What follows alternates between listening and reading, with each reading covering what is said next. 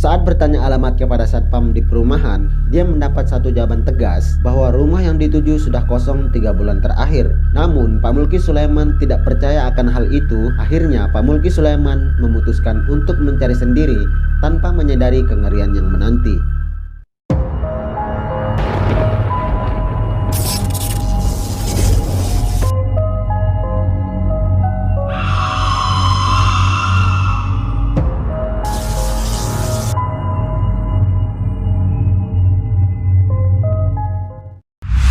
Hai guys, it's Alwi and how are you guys? Jasa kurir mulai dikenal di tanah air seiring bermunculan jasa jual beli online. Padahal kurir sudah sejak lama digunakan sebuah perusahaan untuk mengirim barang secara langsung ke pihak orang lain. Jasa ini guys terbagi dalam dua layanan, yakni ekspedisi reguler dan ekspedisi khusus. Ekspedisi reguler biasanya mengirim barang pada umumnya, sedangkan ekspedisi khusus biasanya mengirim ke wilayah tertentu dan lebih akurat. Biasanya nih ekspedisi ini menggunakan armada atau tim khusus sehingga barang dapat diantar lebih cepat dan tepat.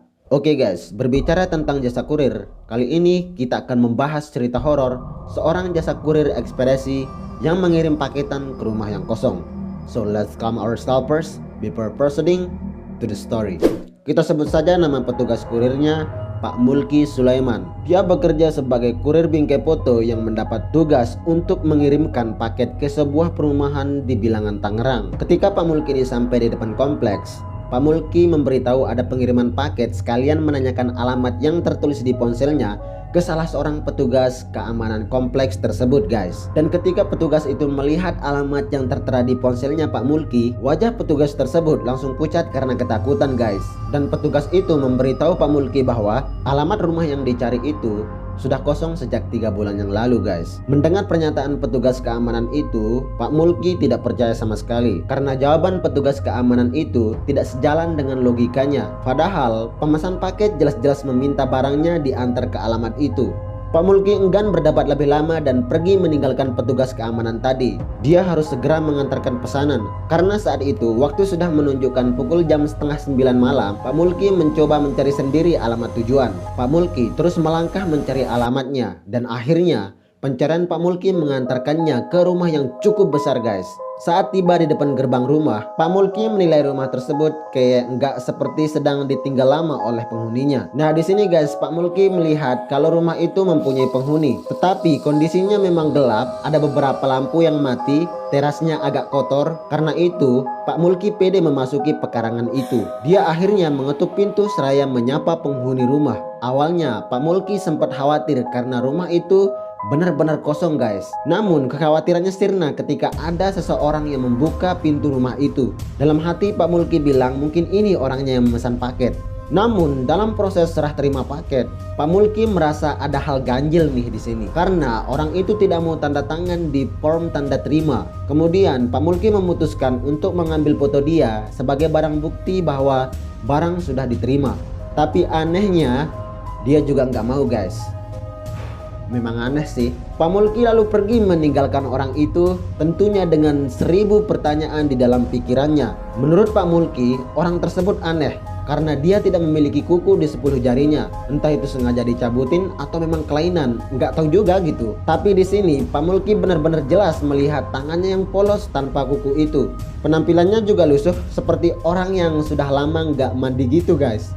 Lalu kemudian motornya Pak Mulki akhirnya tiba di depan gerbang kompleks. Sebelum meninggalkan kompleks, Pak Mulki kembali menemui petugas keamanan kompleks tadi. Pak Mulki memberitahu bahwa rumah yang dibilang kosong itu ternyata ada penghuninya. Namun satpam itu hanya mengiyakan saja. Pak Satpam itu bercerita bahwa ada juga driver online yang pernah berinteraksi dengan penghuni rumah tersebut. Menurut satpam itu, kondisi tersebut aneh karena menurut catatannya rumah itu beneran kosong guys. Mendengar ucapan tersebut, bulu kuduk Pak Mulki langsung merinding guys. Dia jadi makin bertanya-tanya, apa benar yang ditemuinya tadi bukan manusia? Akhirnya Pak Mulki melanjutkan perjalanan pulangnya. Tetapi guys, ada sesuatu yang aneh pada diri Pak Mulki. Setelah pulang dari mengantar paket itu, badan Pak Mulki bau anyir. Meskipun sudah mandi beberapa kali, tetap saja bau anyir guys. Akhirnya Pak Mulki heran kenapa bau anyir ini nggak bisa hilang dari tubuhnya gitu. Meskipun sudah mandi beberapa kali, bahkan Pak Mulki memakai parfum, namun bau anyir itu tetap saja nggak hilang-hilang guys. Aneh banget kan? Dan bau anyir yang ada di tubuh Pak Mulki akhirnya hilang setelah dia mandi besar, berudu, dan kemudian sholat. Setelah itu dia minta kepada atasannya untuk tidak ada lagi pengiriman paket di atas jam 6 lagi guys. Oke guys, itu saja untuk video hari ini. Mungkin teman-teman yang lagi nonton video ini ada yang bekerja sebagai jasa kurir. Silahkan ceritakan pengalaman kalian di kolom komentar ya. Terima kasih buat teman-teman semuanya yang sudah nonton video ini. Dan bagi teman-teman yang mau follow akun Instagram saya, silahkan cek di sebelah sini. Jangan lupa klik tombol subscribe-nya untuk mendapatkan cerita-cerita yang lebih menarik lagi dari saya. Saya Alwi Jayadi, and see you next time.